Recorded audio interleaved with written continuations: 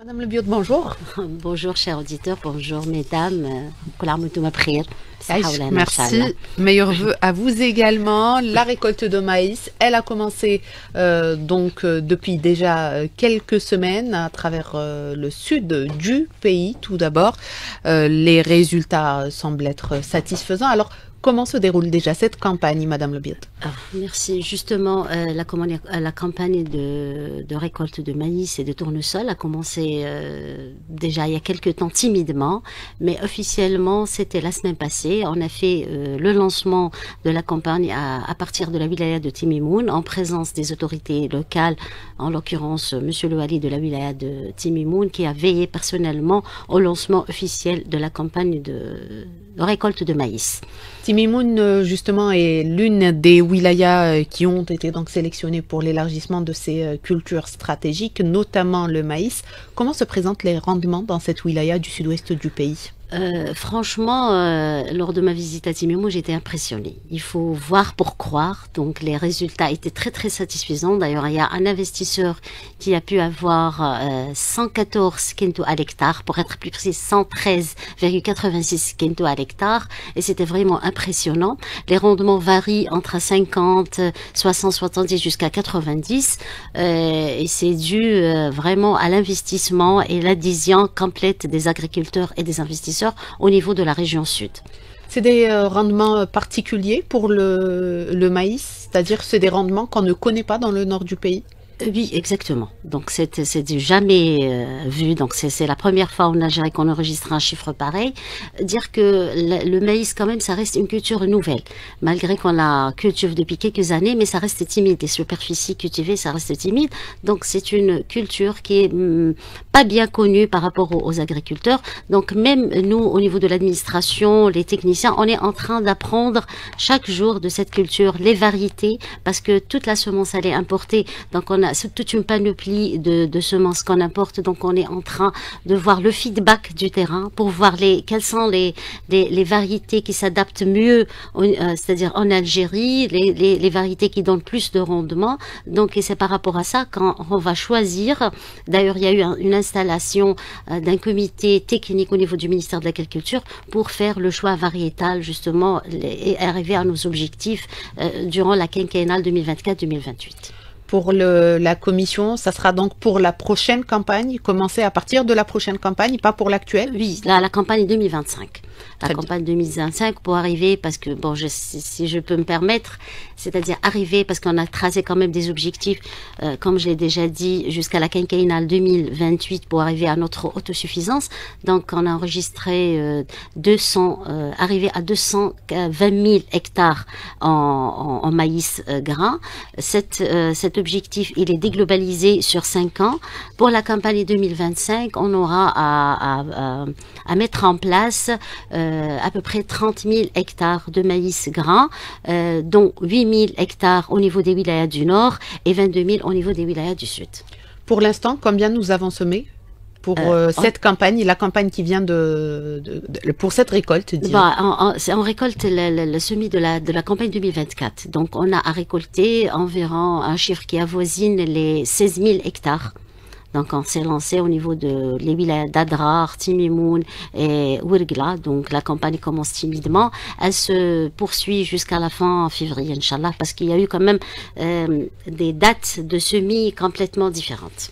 Très bien. Alors, vous avez évoqué les investisseurs, justement. Vous dites qu'il y a des agriculteurs qui ont adhéré. Ils ne sont pas très nombreux, ces agriculteurs qui ont commencé ou qui ont décidé de lancer l'expérience, puisque vous le dites, elle est relativement nouvelle, et qui ont réussi à relever le défi. Vous dites que ce n'est pas le résultat ou le fruit du hasard, mais d'un long travail qui a été mené par ces investisseurs. C'est-à-dire au sud, l'orientation du ministère de l'Agriculture, Développement Rural et de la Pêche vers les pays, vers les wilayas du sud, c'est pas fait au hasard parce que c'est là où on a l'étendue, on a la disponibilité du foncier agricole, les ressources en eau et les soleils. Le soleil pour les cultures qui nécessitent du soleil, qui sont tournesol et maïs. Donc le choix n'a pas été fait comme ça. Les investisseurs réellement ils adhèrent pleinement au fait, parce que au niveau du Sud, il y a eu quand même, on a essayé de placer une nouvelle stratégie, on essaie de changer les mentalités, passer à avoir un plan de culture par chaque exploitation. Plan de culture, c'est-à-dire faire les cultures de rotation. Pas uniquement le céréal, donc après les céréales, on peut mettre du maïs, on peut mettre des oléagineuses, on peut mettre des légumineuses. Donc comme ça, le sol va être occupé tout au long de l'année, ce qui va enrichir le sol en oligo-éléments, en matière organique, qui va diversifier les productions de l'agriculteur et améliorer ses revenus. Très bien. Alors là, on a parlé du sud, Madame Le Bioud, jusqu'à présent, mais pour le nord, justement, il y a des expériences qui ont déjà été menées et il y a ces fermes pilotes ou ces ex-fermes pilotes qui ont été récupérées, qui sont donc devenues des unités de production dédiées aux cultures stratégiques, notamment les cultures oléagineuses, donc je cite le maïs et le tournesol notamment. Alors, est-ce que la transformation a déjà été faite et est-ce qu'on a déjà lancé des productions? Effectivement, en réalité, la majorité des superficies emblavées en ce moment, surtout en céréales, se trouvent au nord. Donc, on s'est lancé récemment au sud avec une superficie qui dépasse les 150 000 hectares. Donc, qui va être, c'est-à-dire l'extension va être faite au fur et à mesure au fil des années. Mais la concentration, elle est au nord, surtout l'extension des superficies, les superficies irriguées. Donc, effectivement, pour les l'ex-fermes pilotes, les nouvelles unités de production agricole se sont spécialisées, donc c'est des filiales. Il y a la DECAS, qu'on appelle la DECAS, l'entreprise générale, avec des filiales qui se sont spécialisées, l'une au niveau pour les oléagineuses, les légumineuses, les céréales, les semences, et tout le programme, donc toute la stratégie nationale du ministère de l'Agriculture se pose là positionné au niveau de ces fermes pilotes qui sont réparties généralement au nord du pays, donc l'est, ouest et centre. En matière des cultures oléagineuses, on a eu des superficies donc importantes mises en place au niveau des fermes pilotes. Il y a eu aussi la reprise du programme Colza, avec une superficie qui dépasse les 21 000 hectares mise en place au niveau de ces unités de production agricole, et à un degré moindre, à titre expérimental, je dirais, le soja, donc avec une superficie de 100 hectares à titre expérimental. Alors justement, vous parlez d'une reprise du colza. On se rappelle, pour le colza, il y a une expérience qui a été menée il y a de cela environ 3 années. Des agriculteurs se sont lancés dans l'aventure finalement. Ils ont produit du colza, mais se sont heurtés à un problème qui est celui donc de l'écoulement de leur production. Est-ce que justement aujourd'hui, ceux qui investissent, c'est une crainte qui est aujourd'hui relevée par les agriculteurs, ils vous disent: ok, on est partant pour investir, mais comment, et si jamais on se retrouvait une nouvelle fois avec cette production sur les bras, comment est-ce que cette problématique est prise en charge, Madame Le Bioud? Justement, c'est le souci majeur des agriculteurs, c'est comment liquider ou écouler leur production. Pour cela, le ministère de l'Agriculture, du Développement rural et de la Pêche a mis des dispositifs donc spéciaux pour chaque culture. Les oléagineuses, en l'occurrence tournesol, maïs, tournesol et colza. Aussi le tournesol, le maïs grain. Pour le maïs, pour le tournesol et le colza, il y a l'office qui est le NAB, l'Office national de l'aliment de bétail, et les opérateurs économiques. Donc on a laissé la porte ouverte et le choix, c'est-à-dire à l'agriculteur qui veut aller vers l'office public ou vers l'opérateur économique. Donc le dispositif accompagne l'agriculteur avec des mesures de soutien dès la mise en place de la semence, les engrais, la production, le stockage et même à la transformation. Donc les opérateurs économiques, soit privés ou à travers les offices, on va récupérer toute la récolte. C'est à eux de l'orienter, soit pour les oléagineuses vers les unités de transformation, ou pour le maïs, c'est le NAP qui s'en charge, parce que à la base c'est sa spécialité, c'est lui qui va utiliser ce produit comme élément, comme intrant essentiel dans l'alimentation de bétail, en l'occurrence surtout la filière avicole. Alors, concernant les prix, est-ce que c'est comme pour les céréales, généralement, où les prix sont fixes, connus de tous, avant même le début de la campagne, ou là, ce n'est pas tout à fait la même logique? Le dispositif prix, il est très positif, donc très encourageant. C'est ce qui a fait adhérer justement les agriculteurs et investisseurs. Pour le maïs, le prix d'achat, il est à 5000 dinars par quintal. Donc, il y a 2500 dinars qui sont payés par le NAB. Les 2500, c'est une subvention de l'État. Les 5000 dinars à l'hectare, ou quintal, pardon, c'est un prix qui dépasse le prix du maïs à l'international. Donc on importe le maïs à un prix encore moins, bon, je risque de dire un peu... oui, sachant que ça répond à des cours internationaux. Il est moins à 5000, oui. Il est moins donc à 4500 ou 3800, mais il est moins à 5000. Donc déjà le prix d'achat, il est très encourageant. Ça c'est pour le maïs gras. Pour les oléagineuses aussi, il y a un prix fixe par convention avec l'unité de transformation, et c'est un prix qui est fixé par la bourse internationale. Donc c'est le prix d'achat dépend de la bourse internationale avec un prix à la base qui est fixe. Donc même il y a une diminution des prix à l'international, le prix d'achat des agriculteurs il est fixé par l'unité de transformation avec une prime de 3000 dinars au quintal pour les agriculteurs individuels et 3500 quand ils sont regroupés en coopérative agricole. Une prime aussi pour les stockeurs, c'est en l'occurrence le NAB et l'opérateur économique, une prime au transformateur qui est l'unité de transformation qui est de 400 dinars à l'hectare. Donc un dispositif prix qui est mis en place pour encourager les agriculteurs, les autres producteurs également, notamment les industriels qui vont triturer ces graines. Exactement. Donc l'État a pris en charge la chaîne dans tous ces maillons, donc à la production, au stockage et à la transformation. Et c'est ce qui a fait adhérer les agriculteurs et les investisseurs. En plus, les dispositifs de soutien de l'État, les deux cultures, c'est-à-dire pour le tournesol, c'est une culture qui n'est pas trop exigeante. Donc c'est une culture de rotation, on peut la faire après les légumineuses, après les céréales. Donc on peut même pas utiliser beaucoup de fertilisants ou d'engrais parce qu'elle profite déjà du sol qui est riche à travers les anciennes cultures. Pour le maïs, c'est vrai qu'il nécessite beaucoup plus d'eau, mais c'est une culture aussi qui est facile.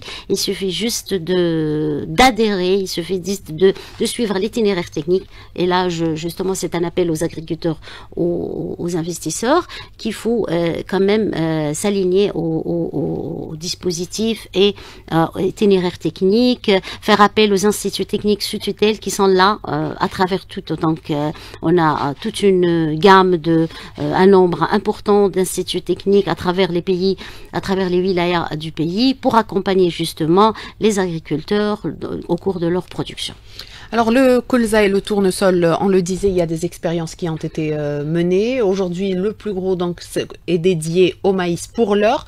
Mais est-ce que ces expériences seront généralisées, celles du colza et du tournesol, Madame Le Biot? Oui, bien sûr. C'est-à-dire on a tout un programme, un dispositif par rapport aux oléagineuses. C'est au même titre que le maïs grain. Donc on compte selon c'est-à-dire d'ici 2028, on a à mettre en place un chiffre qui dépasse les 300 000 hectares. Donc, déglobalisé pour l'année 2025, on a 60 000 hectares, hein, quand même c'est important, en tournesol et en colza. Donc, à compter les 21 000 qui ont été mises au niveau des unités de production agricole. Donc, reste le tournesol pour 60 000 hectares, déglobalisé en 25 000 hectares au niveau de la zone nord et 35 000 hectares au niveau de la zone sud. Donc, on va profiter de l'expérience des années précédentes pour arriver à nos objectifs, Inch'Allah.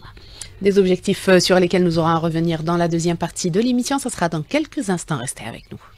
Madame Le Biot, on parle donc de cette culture du maïs, de cette campagne qui est en cours, une campagne que vous qualifiez de très positive. Donc le travail des agriculteurs, vous l'avez dit, est remarquable, et une campagne de sensibilisation justement est en cours pour sensibiliser les agriculteurs et les préparer pour la campagne qui va être lancée donc bientôt également. Tout à fait, c'est une continuité des campagnes de sensibilisation qu'on a commencé au mois d'août. lors de semis de ces 16 000 hectares de maïs et 2 000 hectares de tournesol au niveau des wilayas du sud. Et maintenant, on récolte ce qu'on a semé en août. Les campagnes de sensibilisation, justement, se poursuivent. On a assisté aux récoltes pour accompagner les agriculteurs. D'ailleurs, ils ont beaucoup apprécié l'accompagnement du secteur de l'agriculture avec les instituts techniques, avec les offices, les opérateurs techniques. On était là en présence. Donc, on est sorti des journées classiques, des salles fermées. On était sur terrain. Les investisseurs ont vu par leurs propres yeux les résultats, les rendements positifs. Donc, ils étaient encouragés. Ils ont posé leurs problèmes qui étaient très logiques et très légitimes. Donc, il y a eu des questions auxquelles on a répondu sur le terrain, d'autres qui vont être portées fidèlement à Monsieur le ministre pour des éventuelles propositions ou solutions. Donc les campagnes, comme je l'ai déjà dit, se poursuivent.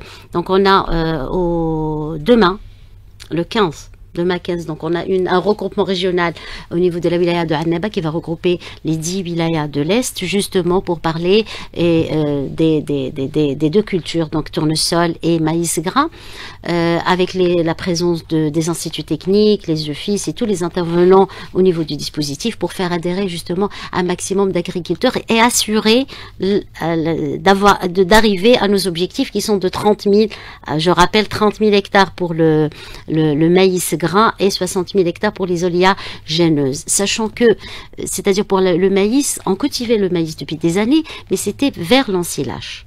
On faisait du maïs en silage. Maintenant, on est en train de changer les mentalités pour la reconversion du maïs en silage vers le maïs gras.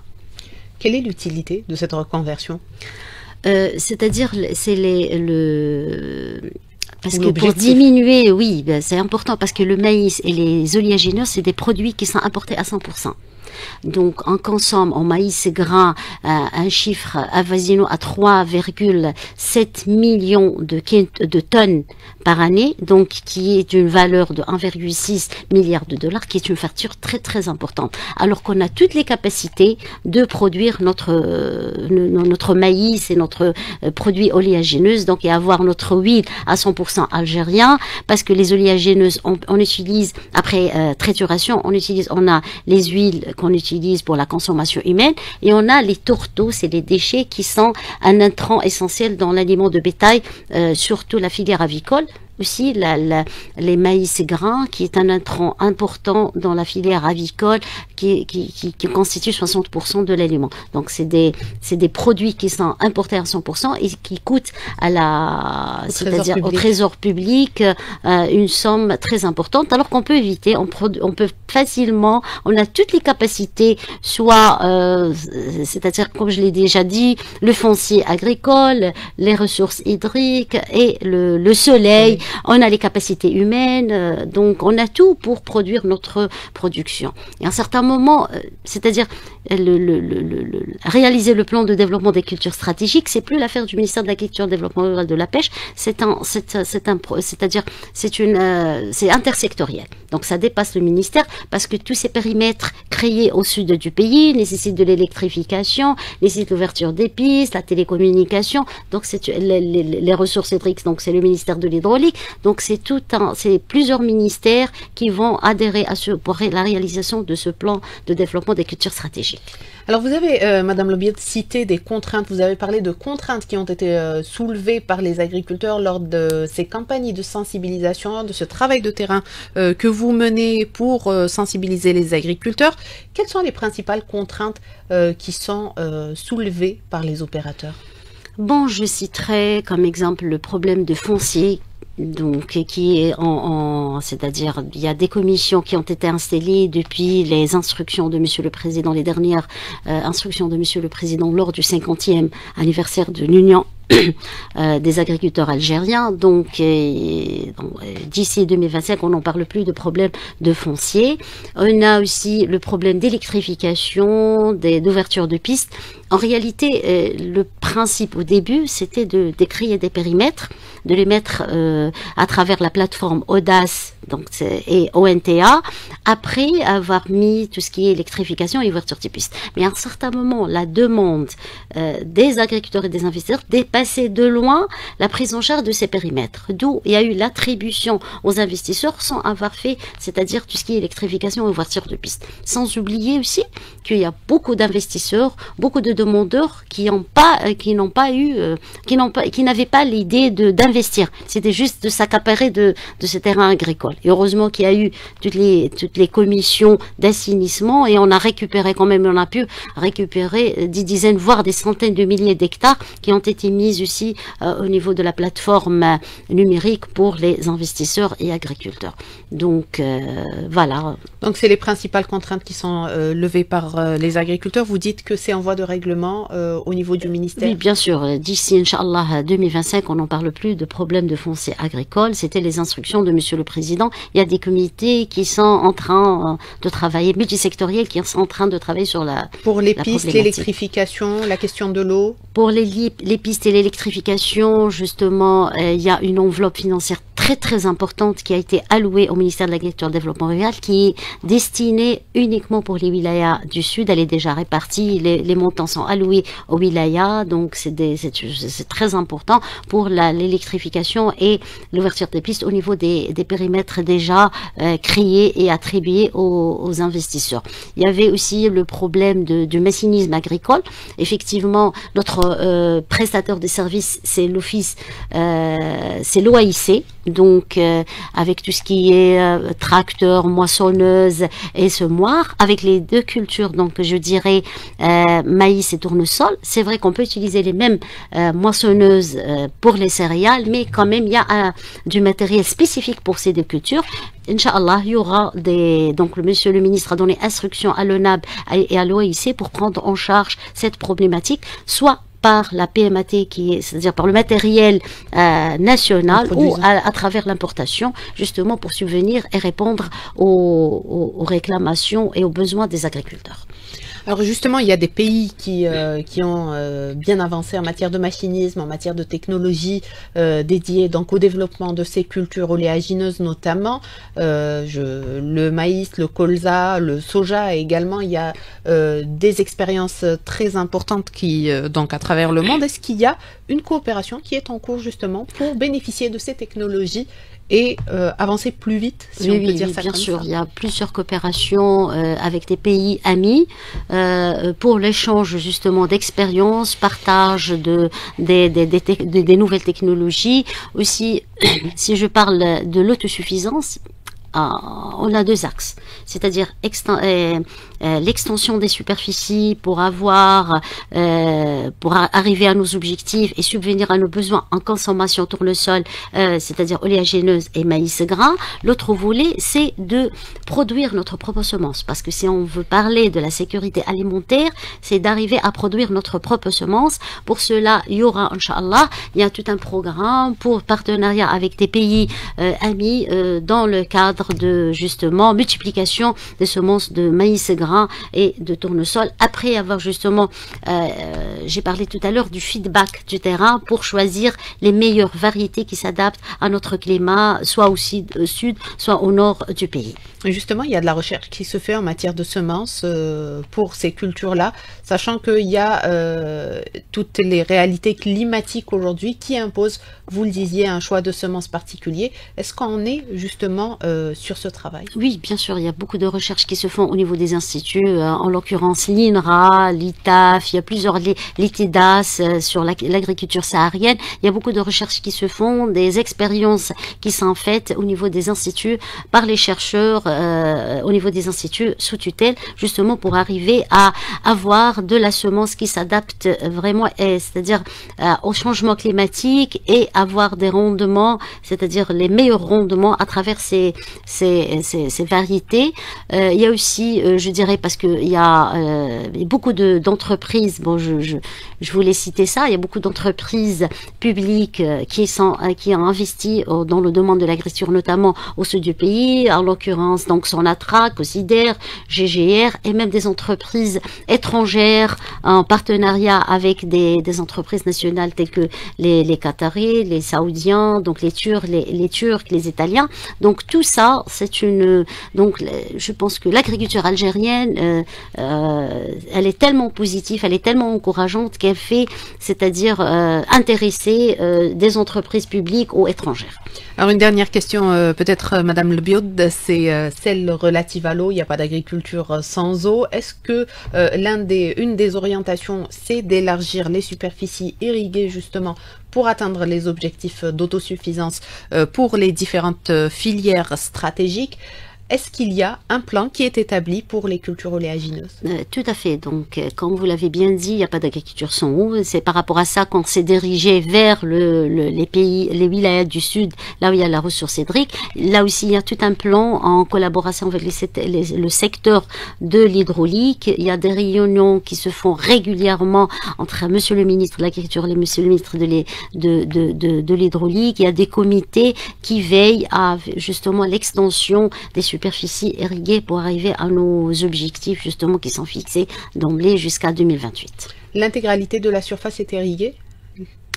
Oui, c'est-à-dire j'ai pas des chiffres, c'est-à-dire par rapport à l'irrigation, mais je sais que le problème d'irrigation ne pose pas problème. Ne se pose pas. Il y a beaucoup de facilités qui sont faites par le ministère de l'hydraulique en matière de fonçage, en matière c'est-à-dire même le matériel, il est subventionné, matériel d'irrigation, les méthodes, c'est-à-dire modernes de l'irrigation, voire les pivots au sud, le goutte à goutte. Donc tout ça est pris en charge par le plan national de développement des cultures stratégiques. Merci Madame Le Biod d'avoir répondu à toutes nos questions. On est arrivé à la fin de notre émission. Je rappelle que nous avions avec nous ce matin Madame Hanan Le Biod, directrice de la valorisation et de la promotion de la production agricole au ministère de l'Agriculture. Merci à vous de nous avoir prêté attention. Très bonne journée. À demain.